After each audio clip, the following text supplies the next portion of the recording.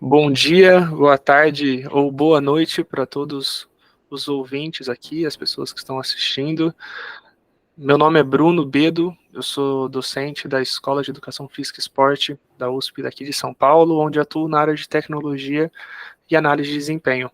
Atualmente eu sou membro da comissão de ensino da Sociedade Brasileira de Biomecânica, e hoje eu estou aqui para realizar mais uma live entre aspas, né? Estou aqui com o Felipe, já vou apresentá-lo.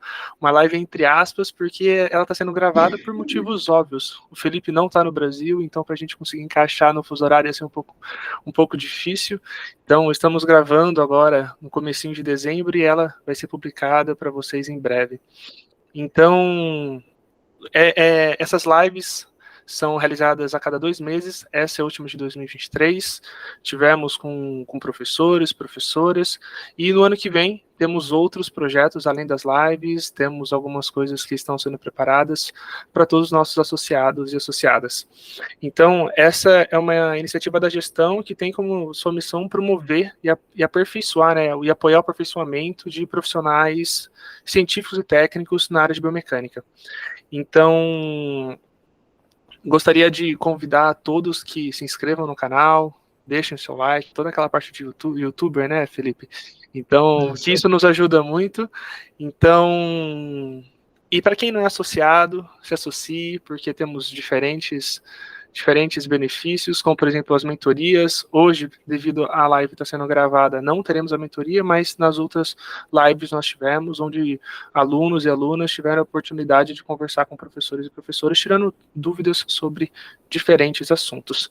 E hoje eu estou aqui com um grande amigo, na verdade, é até bom quando a gente vai conversar com pessoas que a gente já conhece, então a gente fica um pouco mais solto, um pouco mais em casa para conversar, que é o professor Felipe Moura. Professor Felipe Moura, ou eu chamo de Felipinho, tá, Felipe? Se você me permite, eu chamaria de Felipinho. Ele tem graduação em bacharelado em Educação Física pela Unesp, ele é mestre e doutor pela Unicamp, onde realizou diferentes estudos em biomecânica. Atualmente é professor associado do Departamento de Ciências e Esporte da Universidade Estadual de Londrina, UEL, onde atua e também atua como orientador de mestrado e doutorado do programa de pós-graduação associado em Educação Física, UEM e UEL. Ele foi membro da sociedade, do corpo diretivo da sociedade entre 2019 e 2021, logo ele volta com a gente, e tem experiência na área de educação física e ciência da saúde, com ênfase em pesquisas voltadas para a biomecânica, aplicada ao esporte e exercício, desenvolvimento de tecnologias para saúde e esporte, e modelos matemáticos e computação, que eu acho que é o tópico principal do nosso papo aqui hoje, aplicado ao esporte, tá? E, Felipe, prazer ter você aqui com a gente, um prazer mais uma vez conversar com você hoje, e como eu sempre digo, é um prazer realmente, eu sempre aprendo batendo um papo com você, e hoje eu estou muito feliz que outras pessoas estão assistindo e ouvindo, poderão aprender e ouvir também, então bem-vindo. Muito obrigado, Bruno, pelo convite, é sempre um prazer voltar a falar com os membros da Sociedade Brasileira de Biomecânica e se envolver, queira ou não, nesses projetos que a sociedade cria de uma maneira sempre muito ativa, preocupada com a relação mais próxima com os seus associados ao longo dos meses e ao longo dos anos, até mesmo nos anos nos quais não acontecem o Congresso Brasileiro de Biomecânica. Então, isso mostra o quanto a sociedade é ativa e mostra os benefícios que nós temos em sermos associados à Sociedade Brasileira de Biomecânica. Poder ter o privilégio de participar de eventos e ações como essas. Então, parabéns e muito obrigado mais uma vez pela lembrança do meu nome e pelo convite. Imagina, Felipe. Antes da gente começar a entrar no assunto, né, no nosso tópico principal da live, se é que tem um tópico, tem vários aqui, a gente pode ficar conversando horas sobre isso, e eu acho que nós dois somos dois entusiastas dessa área, então eu vou tentar me manter nos tópicos que a gente planejou, que a gente conversou, mas eu falei que a gente não conseguia fazer ao vivo essa live por motivos de logística, né? E eu não falei na sua bio aqui, na sua biografia, do seu histórico, onde você tá. Fala um pouquinho onde você tá, o que você tá fazendo aí, e aí a gente já começa a entrar num assunto que é de interesse e o tópico principal dessa live aqui.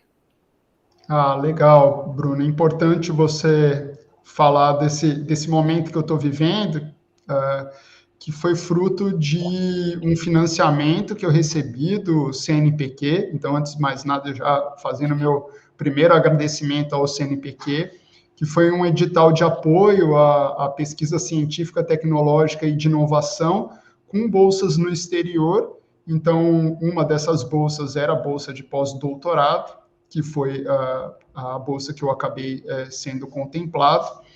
Então, eu estou fazendo o pós-doc na Wageningen University and Research, especialmente num departamento chamado Wageningen Data Competency Center, que é um departamento voltado para a área de ciências da computação, interligados aos problemas que a universidade tem das mais diversas áreas, mas especialmente em life sciences. Então, é uma região que nem estuda muito o esporte, o exercício físico, mas está mais voltada para life sciences, muito da área de nutrição, problemas na área de ecologia, agronomia, mas eu beneficiei da possibilidade de conversar com o meu atual supervisor, o Ricardo Torres, que é um professor com quem nós temos já uma parceria de longa data, e o Ricardo tem uma capacidade incrível de conseguir utilizar ferramentas que ele aplica na ecologia, em problemas de life sciences e até mesmo em ciências da computação, em problemas esportivos e em problemas da biomecânica. Então, o projeto foi justamente voltado para o desenvolvimento de ferramentas para aquisição, interpretação e tratamento de dados em biomecânica, no mais amplo sentido que isso pode representar. Então, não foi um projeto com uma temática específica, nem um grupo de participantes especificamente, mas sim um projeto guarda-chuva, que falou de esporte, falou de análises biomecânicas clínicas e como que a gente pode se beneficiar de técnicas de inteligência artificial, machine learning, para ou melhorar as nossas predições ou para facilitar as nossas predições no movimento, no exercício ou no esporte. Muito bacana, Felipe. E enquanto você ia falando, vai passando um filme, né, de como a biomecânica foi evoluindo até chegar hoje, né? Sempre houve uma dependência, não necessariamente dependência, mas a utilização de ferramentas computacionais dentro da biomecânica, é algo natural. E a gente faz duas perguntas para os nossos convidados e convidadas, e para quebrar um pouco o gelo, senão já não está quebrado, mas a ideia é conhecer um pouco mais do nosso convidado. E eu gostaria que você indicasse para a gente, Felipe, um livro ou um documentário, um filme que você gosta, que você gostaria de sugerir para os nossos ouvintes. E, além disso, você explicar como que você começou na biomecânica, né? Você falou onde você está agora, mas como você chegou até aí? Qual foi o início? Qual que é a sua história? Não precisa contar a história inteira, pode ser breve, mas se quiser falar, o palco é teu, então fica à vontade. Legal. Bom, o meu início foi há quase 23 anos atrás. Eu sou formado em Educação Física pela Unesp, de Rio Claro. Foi lá onde eu conheci dois professores muito famosos aqui para a Sociedade Brasileira de Biomecânica, o professor Sérgio Cunha, que foi o meu orientador em todos os momentos da minha formação científica, desde a iniciação científica até o mestrado e o doutorado. Mas lá na Unesp Rio Claro eu tive um período de participação no laboratório da professora Lilian Gobi, que também tinha uma base muito forte em biomecânica. Então, durante a minha graduação, eu participei de atividades de ambos os laboratórios, mas foi me aproximando do trabalho de conclusão de curso que eu precisei tomar uma decisão a respeito de qual era o tema que eu queria pesquisar. E aí, nesse sentido, como joguei futebol durante a adolescência, era um amante do esporte, acabei me aproximando mais das pesquisas do professor Sérgio Cunha. E foi um desenvolvimento muito interessante, porque as pessoas se aproximavam do professor Sérgio Cunha na perspectiva de estudar futebol, e logo já quebravam a cara quando tinham que lidar com problemas de mecânica, né, problemas de física, problemas matemáticos. Então, foi ali que eu vi a oportunidade de me desenvolver numa área que naquele momento ainda era carente de pessoas que conseguiam fazer a ligação entre a parte mais teórica da mecânica, da matemática, com algo aplicado no esporte. E vale a pena destacar que naquele período, no início dos anos 2000, a gente estava começando a ver na literatura os primeiros desenvolvimentos das técnicas de rastreamento de atletas, o que hoje é um campo muito forte de atuação do profissional de educação física e também do biomecânico. Então, queira ou não, isso também trouxe um desafio e um desejo de se aprimorar e estudar sobre um assunto que era relativamente novo e que trazia uma aplicação à biomecânica que raramente as pessoas viam. Então, exemplo, até por volta ali dos anos 2000, muito da análise biomecânica aplicada ao esporte ainda eram análises laboratoriais, o que sempre acabava encontrando uma restrição muito grande por parte dos profissionais da prática, ao acharem que aquilo não se aplicava muito, era mais uma pesquisa teórica, de base, e muito pouco aplicada. E aí a vinda dos sistemas de rastreamento trouxeram uma aplicação clara para o esporte, né, que trazia dados ali que poderiam ser utilizados diariamente para, por exemplo, planejamento e organização de treinos e controles de carga e até mesmo descrição de comportamentos nas mais diversas modalidades esportivas. Então, dito isso, sabendo que eu tive que passar por um processo longo, e ainda passo por um processo longo de desenvolvimento em outras áreas das quais eu não fui formado, a minha recomendação de livro é um dos livros que eu mais gosto de utilizar como texto base, assim, das minhas disciplinas, especialmente das disciplinas de pós-graduação, é o Research Methods in Biomechanics, do Robertson. A editora é a Human Kinetics, e é um livro muito bem organizado para quem deseja entender um pouco mais sobre o desenvolvimento de métodos de análises em biomecânica. Então, ele fala de coleta de dados, fala dos cuidados da coleta de dados, mas também dá uma visão muito legal sobre técnicas de processamento de dados que são extremamente importantes na análise biomecânica. Então, essa é a minha recomendação de livro de leitura. Gosto muito desse livro também, utilizei muito, né? Hoje eu não utilizo tanto, visto que eu não ministro biomecânica, mas é uma excelente sugestão. Mas eu sei também, Felipe, que você é um leitor assíduo, né? Então, e o livro de cabeceira, não precisa ser sobre biomecânica, não, aquele livro que você leu e gostou e releu, e você sugere para algum amigo, você tem alguma sugestão de livro sem ser da área de biomecânica? Pode ser documentário também, não precisa necessariamente ser um livro. Tem algum que vem em mente agora?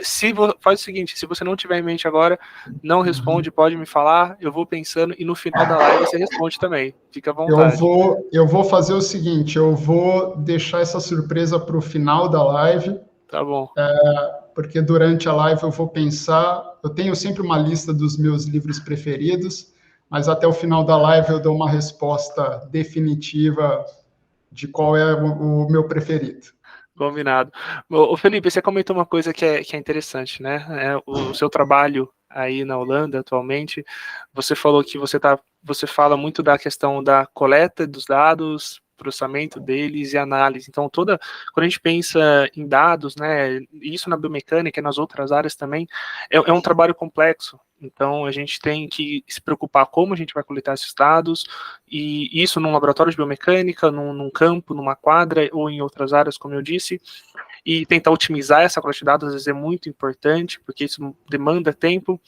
E você tocou um outro ponto que é interessante, né? E eu vou juntar esses dois raciocínios que eu estou fazendo aqui, que é a questão do rastreamento, e uma das questões que a gente sempre briga, né, no bom sentido do rastreamento, é a questão da medida do erro. Então, toda medida tem erro, é importante saber quanto que é o nosso erro, e eu sei que você é uma das pessoas, dos grandes críticos do VAR, grandes críticos no bom sentido. Então, já pensando nessa coleta de dados, que o VAR não deixa de ser uma coleta de dados instantânea lá, muitas vezes, você recentemente publicou um artigo falando do VAR aqui no Brasil, e você já fez outras postagens sobre isso, você e seu laboratório, que inclusive já foram publicadas por diferentes mídias.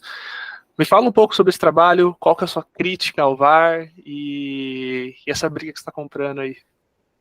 Pois é, Bruno, essa é uma discussão muito boa, porque tem como base essa história que eu comentei com vocês lá dos anos 2000, que foi quando o Laboratório de Instrumentação para Biomecânica da Unicamp foi pioneira no desenvolvimento de sistemas de rastreamento de atletas. E desde o seu desenvolvimento, uma das grandes preocupações era que fosse desenvolvido um sistema, uma ferramenta, que fosse acurada o suficiente para as medidas que a gente desejava obter. Então, um ponto muito importante é que desde o início lá da minha formação, a gente teve que lidar com conceitos de erro e de medida. E me surpreende muito ainda quando nós vemos pessoas da ciência que não entenderam que todo sistema de medida tem erro, independente do sistema ser comercial ou não. Então, as pessoas muitas vezes acreditam que, porque elas pagaram caro no equipamento, compraram um equipamento caríssimo, que aquele equipamento não tem erro. Não, todo equipamento tem uma margem de erro e você precisa conhecer essa margem de erro para fazer as inferências que você deseja fazer. Então, quando começou a aparecer a possibilidade da utilização de ferramentas de vídeo, que é o que o VAR faz, para resolver problemas do futebol, desde sempre houve uma preocupação de minha parte, do nosso grupo, em fazer sentido às pessoas, no sentido de fazer as pessoas entenderem que esse sistema também tem erro, e que o fato dele ter erro não significa que é ruim, porque muito provavelmente ele ia reduzir a quantidade de injustiças que nós temos no futebol, mas que também tivessem os mesmos cuidados que a gente tem na ciência para coletar essas informações, ou os nossos resultados iam estar entregues ao mero acaso, o que é extremamente ruim. E aí levam as pessoas a desconfiarem da ferramenta, levam as pessoas a não acreditarem mais que a ferramenta ela é boa o suficiente para resolver os problemas que ela se propõe a resolver. Então, foi a partir desta consideração que um dia aconteceu um lance num campeonato brasileiro de uns 3 anos atrás, que eu já digo de passagem que não era do meu time de coração, para ninguém achar que eu... faço postagens clubismo, ali né? Em benefício próprio. Então, eu nunca fiz um post falando sobre o meu time de futebol, justamente para não ter esse tipo de desconfiança. Mas eu lembro que era um lance muito difícil e um posicionamento de câmera muito ruim. E que as pessoas ficaram questionando se o gol de impedimento deveria ter sido validado ou não, e a resposta que nós recebíamos de grande parte da mídia, ou até mesmo dos responsáveis pelo VAR, era de que o sistema é 100% confiável, ele não erra. E eu fiz um post... E nenhum sistema é 100% confiável, né? Nenhum sistema é 100% confiável, todo sistema tem o seu erro de medida. E aí eu fiz um post que soou polêmico, mas não queria levantar polêmica, mas o post era que, como era uma pequena diferença de posicionamento entre os dois atletas, provavelmente ninguém saberia se o indivíduo estava impedido ou não. Nem mesmo nós, pesquisadores. Se eles mandassem um lance para a gente analisar, a gente fizesse uma comissão, provavelmente a gente ia fazer uma série de experimentos e iria dar um percentual de chances. Fala assim, olha, com 95% de certeza, ele estava impedido, mas existe a possibilidade dele não estar impedido? Existe também, dentro de uma margem de erro que a gente conhece muito bem. E aí, nesse momento, eu enfrentei uma certa resistência, porque algumas pessoas acharam que o comentário era injusto, no sentido de que eu estava levando a desconfiança de uma ferramenta que veio para resolver problemas de injustiça, e desde o começo eu falei que não, e também que a sociedade não era capaz de entender o que era erro de medida. E eu falei para eles, olha, nesse sentido vocês estão muito enganados, porque na época a gente tinha acabado de passar por uma pandemia, e por eleições. E eu falei para eles, eu tenho 2 exemplos claros de como a sociedade sabe lidar com medidas de erro e medidas da ciência. Então, primeiro da pandemia, ninguém sabia o que era média móvel até acontecer a pandemia. Quando veio a pandemia, todo mundo entendeu. O William Bonner falava todo dia no Jornal Nacional o que era média móvel, mostrava o gráfico e todo mundo entendia o que era a média móvel de mortes e número de casos lá da pandemia. E o outro caso muito claro de margem de erro são as eleições. Quando eles apontam, que tal candidato tá 2 pontos percentuais, mas por causa da margem de erro de 5 pontos percentuais para cima ou para baixo, há empate técnico. A ideia do VAR era exatamente essa. Como eu tenho uma margem de erro, se a diferença entre 2 candidatos, 2 atletas, é menor do que essa margem de erro, empate técnico, não dá para saber, né?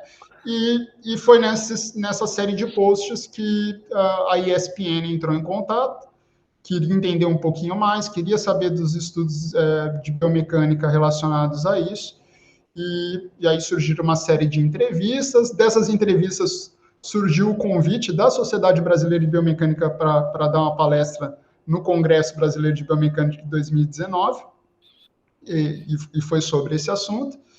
E esse ano surgiu a possibilidade de escrever um texto dando sugestões de melhorias ao VAR, e eu achei que seria justo fazer essa publicação num veículo nacional, que é o Journal of Physical Education, que é o Jornal de Educação Física da UEM, que possibilitasse justamente que as pessoas aqui do Brasil se beneficiassem dessa discussão. Então, foi uma publicação que tem uma história bastante bacana de mostrar para as pessoas o quanto eles devem olhar para a ciência na busca de soluções do dia a dia. E isso é interessante porque a gente mostra como que a biomecânica está tão aplicada em diferentes áreas, né? Então, claro, a gente tem a biomecânica na ortopedia, a biomecânica clínica, mas a gente também tem a biomecânica aplicada ao esporte, que esse é o exemplo, e dentro do esporte a gente pode aplicar de diferentes modos.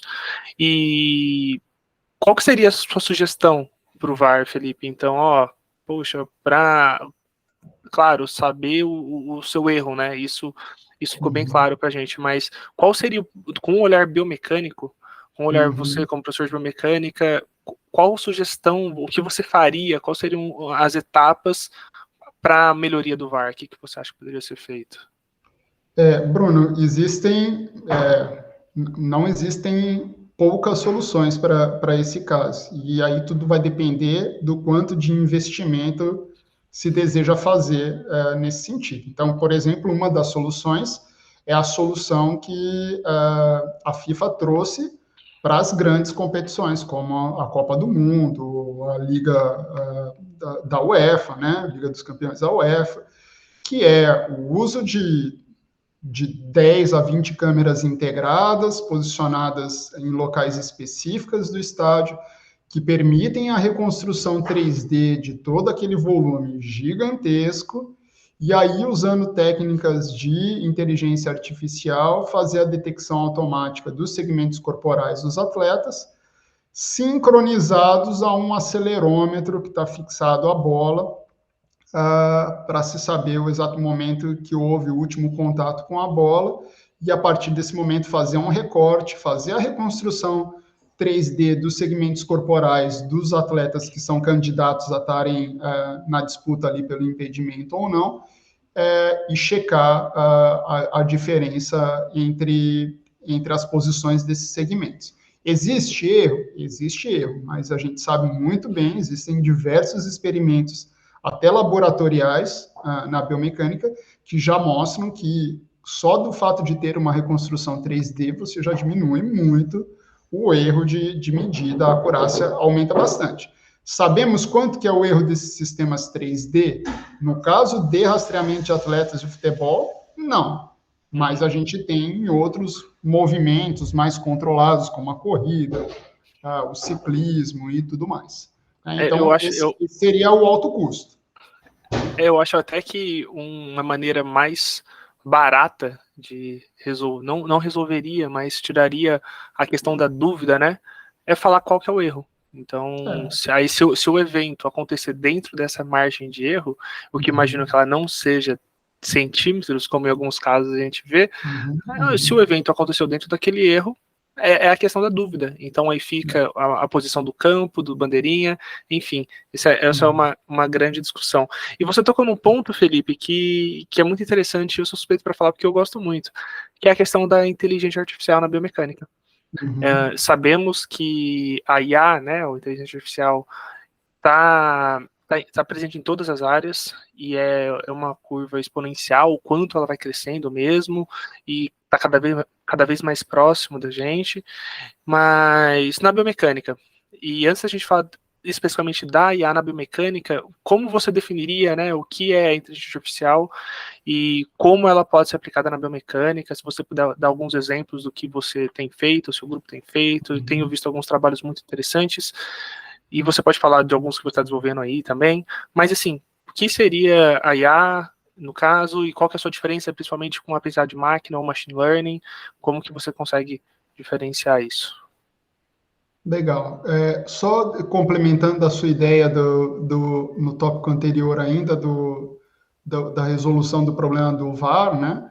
Eu acho que, independente da solução, se for uma solução de alto custo, como essa da reconstrução 3D, ou uma resolução de baixo custo, que seria projeção 2D dos jogadores em campo, como a gente faz até hoje no rastreamento de atletas das mais diversas modalidades esportivas, independente da forma, a gente precisa, assim, imperativo para que a sociedade acredite nessa ferramenta, que seja apresentado o erro de medida, assim como foi feito no tênis. Eles brigaram tanto até que um dia a empresa foi lá e apresentou o erro de medida e ninguém mais questionou. E é a partir do erro de medida que a gente vai chegar à conclusão de não dá para saber, prioriza-se a decisão do campo, ou traça ali a espessura da linha dos impedimentos com base no erro de medida. Aí existem inúmeras estratégias. Mas, pensando na ideia da inteligência artificial, como você perguntou aí, qual que é a minha visão, o que eu entendo que seja a inteligência artificial é a grande área que representa uma série de ferramentas computacionais que conseguiram encontrar padrões em dados. E, a partir desses padrões, conseguir fazer as suas próprias predições, as suas próprias classificações. Então, essencialmente, enxergo como, na inteligência artificial, a possibilidade da gente fornecer informações que são da nossa expertise, para que ela aprenda e faça as predições e as classificações com muito menos trabalho, muito menos custo e talvez até com uma acurácia melhor do que a gente teria quando a gente tem as intervenções manuais, que é muito comum em biomecânica. Todo mundo que tem uma experiência ativa em coleta de dados em biomecânica sabe que muitas vezes a gente faz a intervenção manual e tudo que é manual é suscetível a erros, né? Então, a ideia é justamente essa. O que pouca gente ainda não refletiu e nem sabe é que a inteligência artificial também não é tão nova quanto essa que todo mundo está falando, que agora, com o surgimento do chat GPT, as pessoas acharam que chegou agora, mas no fim das contas, mal sabem elas que muitas das ferramentas que a gente utiliza em biomecânica já tem base lá nas técnicas de de machine learning, né, de aprendizagem de máquina, e até mesmo a estatística. Alguns textos base de estatística chamam de machine learning, né?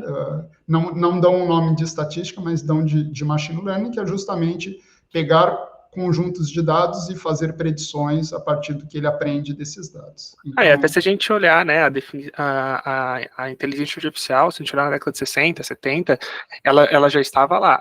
Aí a gente tem até os invernos, o winter da IA, né, então, porque a gente não tinha a capacidade computacional na época para desenvolver aquilo. Então, e aí com o passar do tempo, a gente vai atingindo uma capacidade de evoluir. E a gente chega onde a gente está hoje, né? Só que está ficando cada vez mais próximo da gente. Então, você deu o exemplo do ChatGPT, temos outras ferramentas que estão no nosso dia a dia.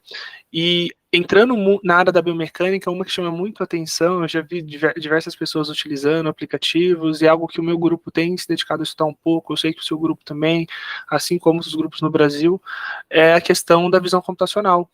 A visão computacional, ela pode ser aplicada, vamos lá, dividir em dois contextos, grandes contextos, né? O primeiro, por exemplo, você e os seus colaboradores sempre trabalharam muito com o rastreamento de atletas. Essa é uma aplicação, a gente usar a ferramenta de visão computacional para fazer o tracking dos atletas. E vamos para um outro exemplo, que é uma análise individual. Então, os modelos de pose hoje, por exemplo, possibilitam você fazer uma análise cinemática de uma pessoa, e dependendo do modelo, até de mais pessoas num contexto, para fazer uma análise cinemática, e no caso, individual dessas pessoas, né? E que cuidado que você sugere na utilização desses modelos, e como que você vê a aplicação desses dois exemplos, e se você quiser pode dar outros exemplos também, dentro da área da biomecânica. É muito boa essa pergunta, Bruno, porque, no fim das contas, principalmente essa questão que você falou da visão computacional para a detecção de quem são os elementos, né, classificação de elementos na imagem e de determinação de segmentos corporais na imagem, era algo que, de fato, não era possível há alguns anos atrás, justamente porque os computadores não tinham condições para fazer essa quantidade de processamento. E aí, no advento dos melhores processadores, no advento das GPUs, isso se tornou possível, que também permitiu fazer algo que a gente não conseguia no passado, que era usar imagens de grande resolução, de grande qualidade. Então, naquela época, no início dos anos 2000, a gente conseguiria ter melhores rastreamentos se a gente usasse câmeras que também já existiam naquela época, Full HD.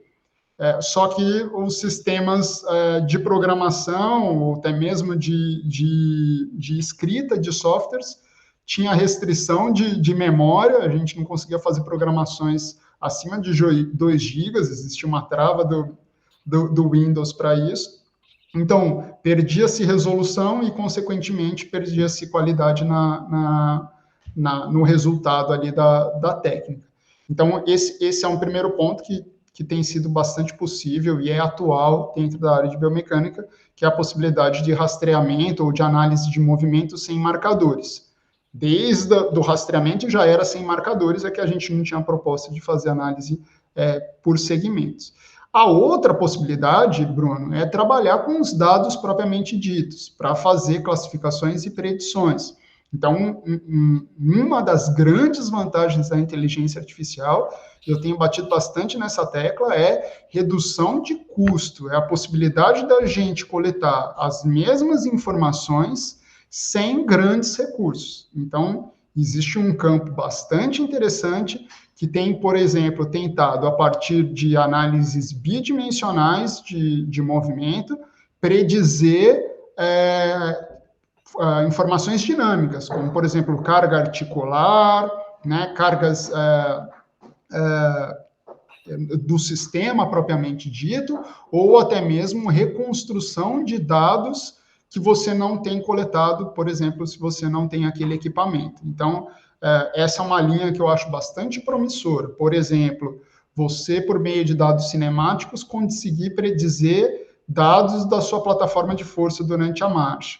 você, só com dados cinemáticos, ter uma ideia de quanto vai ser a carga no Articular. joelho Uhum. articular, sem precisar fazer a coleta de dados com cinemática, com plataforma de força, fazer a modelagem musculoesquelética, fazer o scaling, que demora horas e horas, para chegar na informação que você pretende. Então, eu vejo como possibilidade de fazer coisas que a gente não conseguia fazer no passado e, principalmente, popularizar o uso da biomecânica. Eu tenho realmente um sonho de que, num futuro muito próximo, qualquer clínica, qualquer academia, qualquer centro de saúde tem ali um conjunto de 3, 4 câmeras que consigam reconstruir o movimento e, a partir dali, se fazer predições a respeito de cargas, por exemplo, para fins de diagnóstico mesmo, ou prognósticos.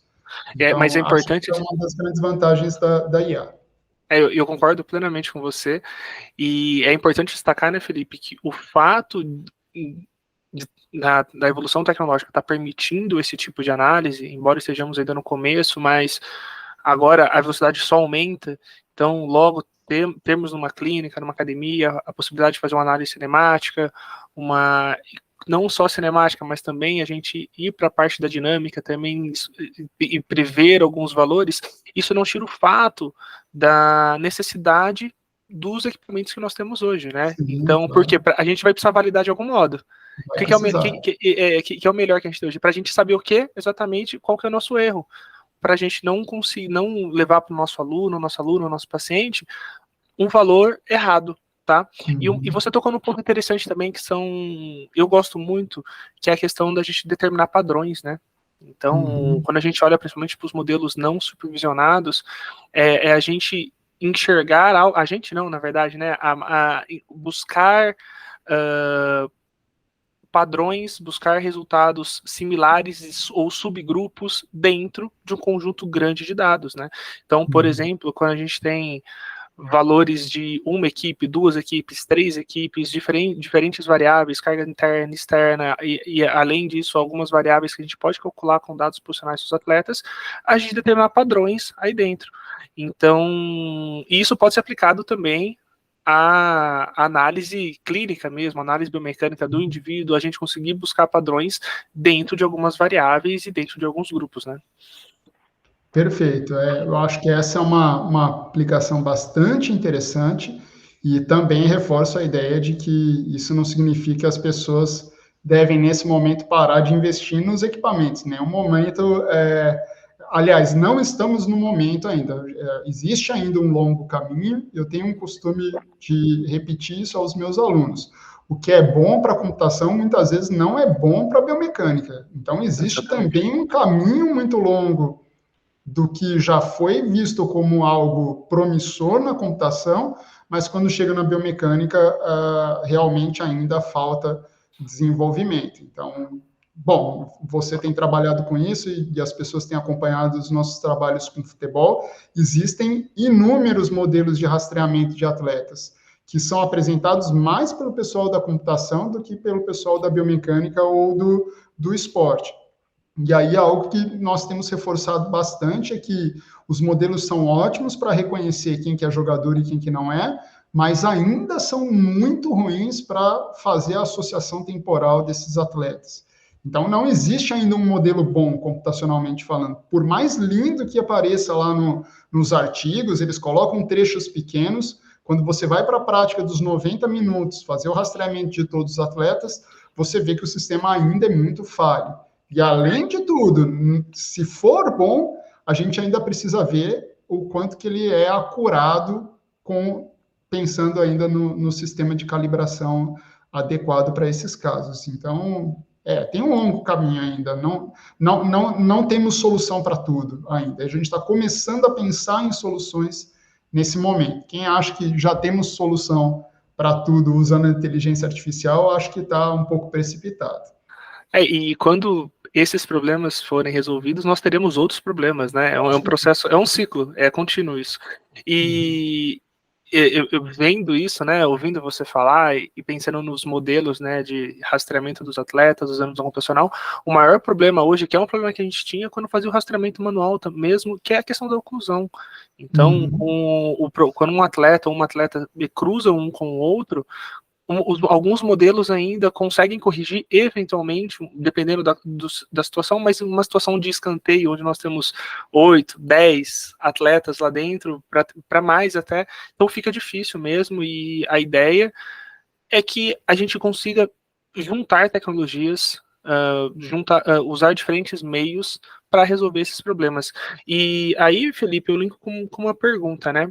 Quando você pega os dados posicionais dos atletas, a gente pode olhar como, por exemplo, uma questão do controle de carga mesmo. A gente pega a distância dos atletas, distância, alta intensidade, e isso já tem sido mostrado na literatura constantemente.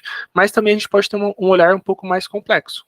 Então, olhar aquele sistema, aqueles atletas de forma mais dinâmica e usar ferramentas matemáticas e computacionais para estudar isso. E é algo que o seu grupo tem feito muito bem. Então, como que você traz esse olhar, né, esse olhar da matemática, da computação, para olhar a equipe não unicamente como um atleta, mas sim como um sistema complexo mesmo? Como você analisa isso? É muito interessante, porque a gente ficou falando do problema de coleta de dados, mas resolvido o problema de coleta de dados, você começa a estudar o que de fato você quer estudar. A gente tem que lembrar qual que era o objetivo, né? O objetivo sempre foi a determinação de informações de desempenho físico, técnico e tático. E muitas vezes a gente precisou passar por um momento de caracterização, descrição desses fenômenos. Então, enquanto tinha um grupo muito forte aqui no Brasil, que é o pessoal da biomecânica da Unicamp, que lutou por muitos anos para o aperfeiçoamento da ferramenta em termos de coleta de dados, existiu uma outra galera que foi já tentando resolver problemas quase que do futuro, sem nem ter ainda resolvido o problema de coleta de dados, mas na caracterização de comportamentos. Então, quando a gente pensa em esportes individuais, que a gente tem que se preocupar com um atleta e projetar todo o planejamento de treinamento e desempenho desse atleta ao longo de muitos anos, isso já é uma tarefa difícil. Quando a gente vai para um esporte, ou os esportes coletivos, que dependem de vários atletas, da interação entre eles, inúmeros fatores que são completamente alheios à biomecânica, que tem questões emocionais, sociais, né, de relacionamento propriamente dito, extrair informações que são relevantes para você chegar lá na frente e falar, olha, encontrei algo que possa determinar desempenho, ou encontrei algo que possa determinar algum indício de prevenção de lesões, é porque você deu um passo muito grande na ciência. Então, o que o nosso grupo tem feito é desenvolvido ferramentas para caracterizar comportamentos e mostrar algumas aplicações desses comportamentos em momentos importantes da partida. Então, a gente consegue, hoje em dia, apresentar algumas evidências na literatura que explicam, por exemplo, como que uma equipe se comporta quando ela tem sucesso ao atacar, né? Como uma equipe se comporta quando ela tem sucesso ao defender, como que eu analiso o comportamento de um indivíduo ao longo da partida e como ele se relacionou com outras pessoas. E quase sempre, nessas ferramentas, a gente faz uso de algoritmos computacionais e modelos matemáticos que, na década de 70, 80, eram utilizados para outras coisas e que agora a gente traz para a educação física, para o esporte, como novidade. Para a gente é novidade mesmo, mas para muitas outras áreas é ciência de base, né? Como, por exemplo, as redes neurais, que todo mundo hoje em dia no esporte fala tanto, mas é algo que já vem sendo tratado há muito tempo na computação e na matemática para outros fins, para outros objetivos. Um outro exemplo, a gente pode falar da análise de redes também, né? Então, que é tão utilizado no meio futebolístico também, mas de outras modalidades, que é ver a interação dos atletas, porque a principal interação que a gente tem entre os atletas de esporte coletivo é o passe. A gente levar em consideração o futebol, ou handball, ou basquete, claro, algumas características particulares de cada modalidade, mas vamos pensar o futebol aqui, que é algo que nós dois estudamos. Então, a principal interação dos atletas é o passe. Então, quando a gente faz uma análise de redes para ver qual que é o padrão daquela equipe, como ela se comporta em determinados contextos, mas essa análise ela vem sendo utilizada há muito tempo, ela não é nova. Ela, e até mesmo no futebol, alguns estudos um pouco mais antigos já utilizavam dessas ferramentas, né? Então, é a gente olhar com carinho mesmo para as possibilidades e saber que a gente não está desvendando algo extremamente novo, a gente só está usando com um olhar diferente. Exatamente. Porque realmente a modalidade coletiva ela permite isso, você traz questionamentos emergentes em diferentes momentos, né? Um outro ponto bastante importante, especialmente sobre isso que a gente está conversando, de utilização de ferramentas que são de outras áreas e que não nasceram na educação física, no esporte ou na biomecânica, é a sugestão de que os estudantes leiam os estudos seminais, porque muitas vezes eles se alimentam somente dessas pesquisas aplicadas, mas elas não entendem o processo de adaptação que ocorreu para se chegar na parte aplicada.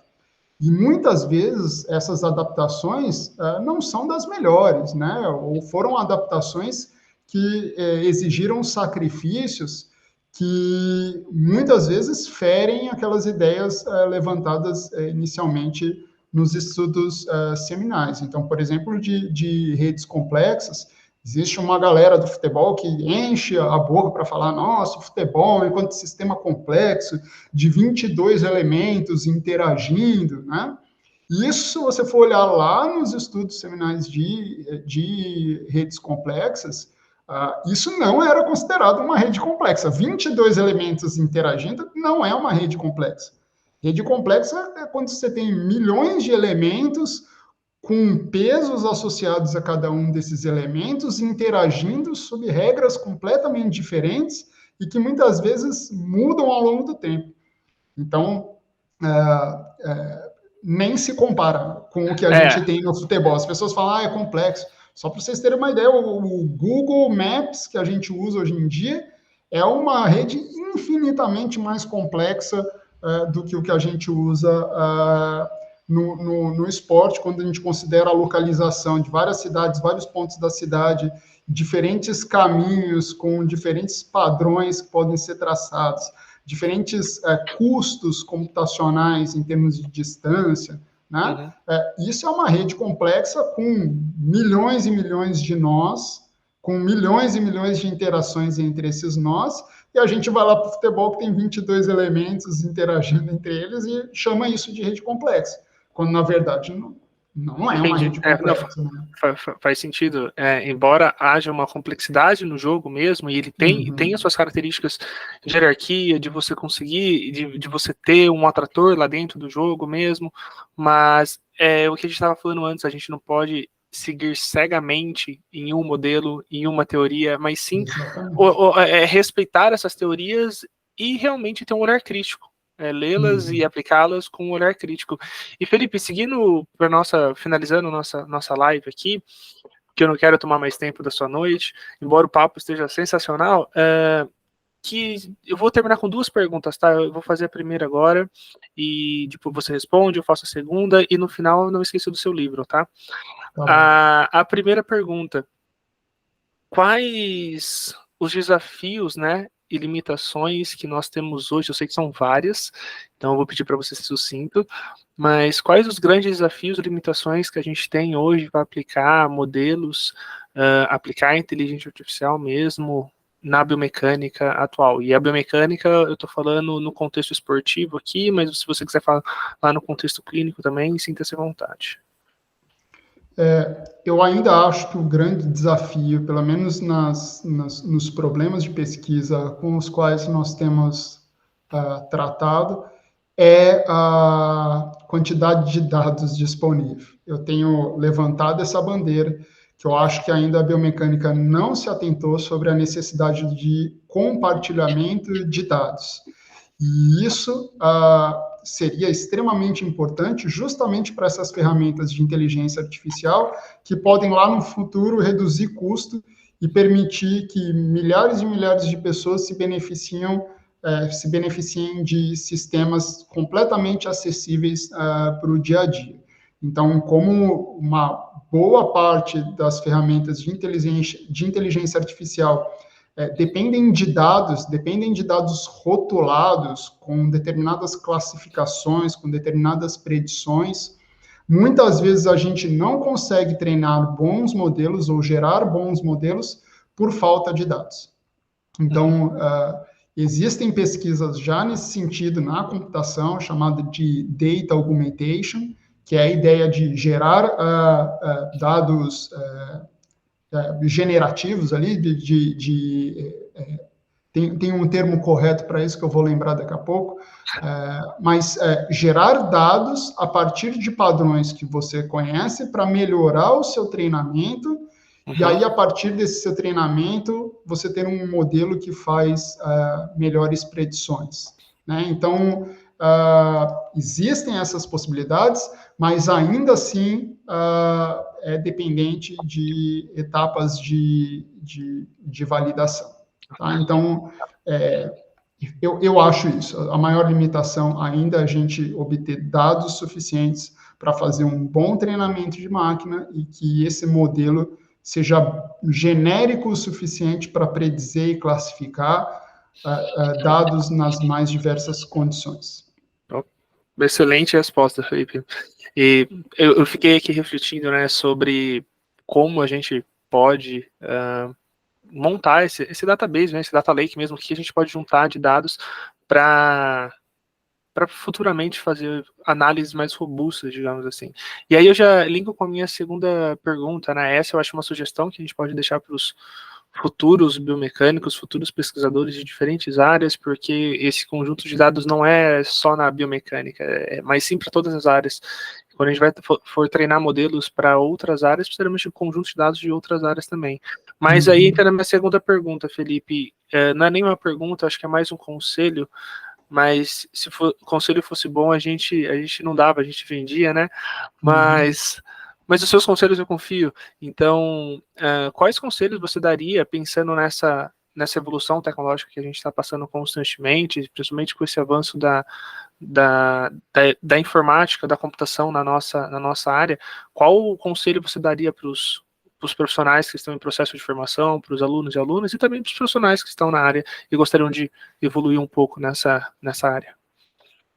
Legal. O termo é dados sintéticos. Eu estava misturando com dados artificiais, mas a lógica é quase a mesma.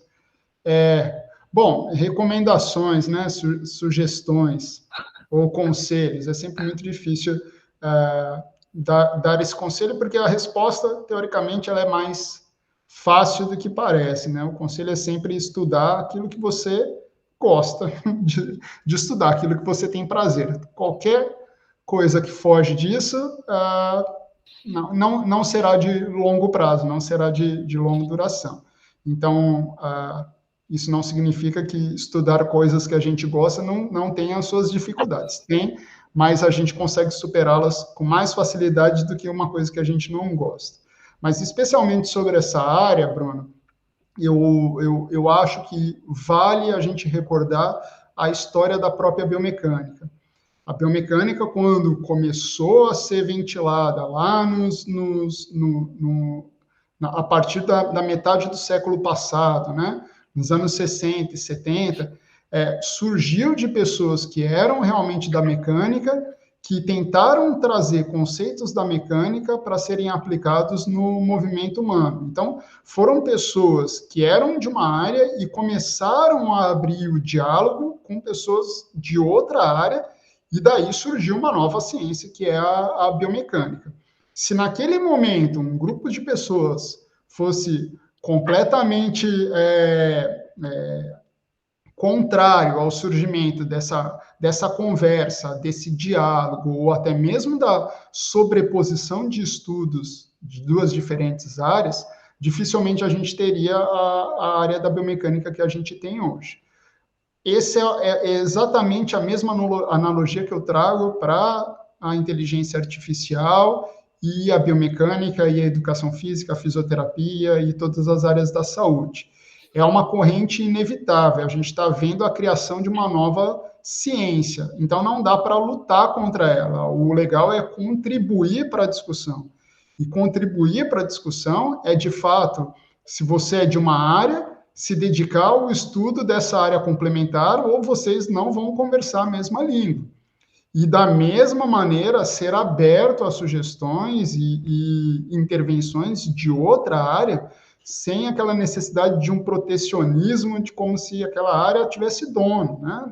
Nós não temos donos na ciência. A ciência, a ideia dela é que a gente resolva problemas pontuais, mas que eles possam ser facilmente aplicados em qualquer outro tipo de problema. Grandes soluções do mundo surgiram de ferramentas que não foram criadas para aquelas soluções, justamente porque alguém teve a capacidade de pensar além dos seus próprios limites, né, das próprias convicções da sua área.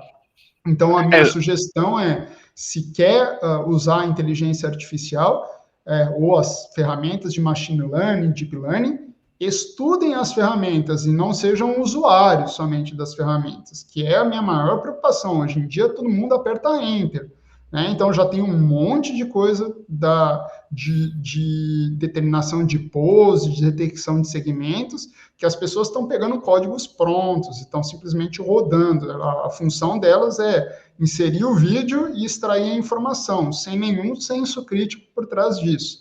Isso é perigoso e leva toda uma geração de pessoas limitadas à sua própria área, que não tem a capacidade de contribuir com as outras áreas. Então, é óbvio, continue colocando a sua bandeira, fortalecendo a área de onde você é formado, mas esteja aberto a estudar outras áreas ou você vai ficar parado no tempo. Uma coisa que eu falo para meus alunos, né, é que nenhuma idolatria é boa quando a gente fala de não, vai salvar o mundo. Não vai. E, ao mesmo tempo, nenhuma demonização é boa também. Então, é a gente saber usar com juízo, estudar o modelo, estudar a matemática, estudar a computação por trás, para que aí usemos, né, da melhor forma. Felipe, eu gostaria de agradecer mais uma vez, em nome da Sociedade Brasileira de Biomecânica, pela oportunidade de bater um papo com você. Como eu disse no começo, é sempre um aprendizado, é sempre muito gostoso. Cara, o tempo voou aqui. Então, muito obrigado mesmo. Gostaria de, antes de eu passar uns recados finais, eu gostaria de abrir a fala para você, para duas coisas. A primeira, o seu livro, que eu não esqueci, e o segundo, para você divulgar o seu laboratório, redes sociais, ou qualquer outra informação que você julgar pertinente. Muito bom. Obrigado, Bruno. Obrigado à Sociedade Brasileira de Biomecânica mais uma vez por esse convite. Quem quiser acompanhar o dia a dia do nosso laboratório, as atividades e todas as publicações que saem do nosso grupo, nós temos um Instagram, que é lab.biomecânica, e essa é a nossa principal forma de conversa e de divulgação pelas redes sociais. Embora, inclusive, o Bruno tenha me cobrado, precisa entrar no Twitter, que é o local mais apropriado para esse tipo de divulgação. Ainda a gente se dedica mais ao Instagram e vira e mexe trazemos um conteúdo legal, não somente das publicações dos artigos, mas, às vezes, alguns assuntos polêmicos que nos incomodam, daí a gente faz algum tipo de posicionamento e às vezes dá certo, como a história do VAR, né, que eu comentei com você. E sobre as leituras que o Bruno comentou, eu acabo usando as redes sociais mais como um registro dos livros que eu leio para justamente situações como essa. Se alguém perguntar, qual é o livro bom? Me fala um livro bom, ou eu lembrar mais ou menos a história de um livro que eu li e já passou muito tempo. Então, eu tenho um registro, sempre que eu termino de ler um livro, nas redes sociais, e aí eu tive que recorrer a esse registro para dar a minha sugestão de livro para o Bruno, e é um livro que eu gosto demais, que é o meu escritor favorito, que é o Vargas Llosa, que chama A Guerra do Fim do Mundo, que conta a história faz um romance em cima da Guerra de Canudos, mas, obviamente, com muita informação válida sob o ponto de vista histórico. Então, Vargas Llosa gosta muito de brincar com ficção, mas sempre como uma estratégia para contar uma informação histórica relevante. Então, especialmente essa, ele cria um romance em cima da Guerra de Canudos, e é realmente impressionante o relato dele, que não é brasileiro, contando sobre uma das guerras mais marcantes do nosso país. Então, uma ótima oportunidade para curtir um romance, uma ficção, e, ao mesmo tempo, conhecer um pouco mais da história do Brasil. Então, essa é a minha sugestão. Boa. Desculpa pela saia curta aí, tá, Felipe? Se recorrer à rede Imagina, social, é legal essas coisas. mas eu sei que você é uma pessoa que gosta muito de ler, e eu sei que você divulga nas redes sociais, então por isso que eu perguntei, assim como perguntamos para todos os nossos, não vou dizer entrevistados, os nossos colegas de trabalho. Então, de novo, muito obrigado, Felipe, parabenizar você, seu grupo, seus alunos e alunas por todo o trabalho que vocês têm realizado. Realmente é legal a aplicação prática no esporte, mas prática social também. Você já desenvolveu diferentes projetos dentro do laboratório de biomecânica muito interessantes, como, por exemplo, na época do Covid, das máscaras, estudos com prótese mamária. Então, parabéns pelo trabalho que vocês têm realizado, isso é muito bacana. Eu gostaria de destacar aqui para os nossos telespectadores, os nossos associados, que essa é a nossa última live de 2023, mas continuaremos no próximo ano, não só com as lives, mas também com outras ações que estão no forno, logo vocês vão ficar sabendo. E no próximo mês temos a nossa newsletter, que também é a cada 2 meses, então bimestral, onde a gente traz informações de concursos que estão abertos, de publicações dos nossos associados e associadas. Então, caso você tenha publicado um artigo, mande no nosso e-mail, que a gente vai ficar muito feliz em colocar na nossa newsletter, que é enviada por e-mail para todos os associados. E não poderia deixar de desejar um Feliz Natal, um Feliz Ano Novo para todos vocês. Felipe, para você, sua família também, muito obrigado de novo, e nos vemos em breve. Parar de gravar aqui. Rapaz, o tempo voa aqui, viu? Acho que ficou mais longo do que você imaginava aí.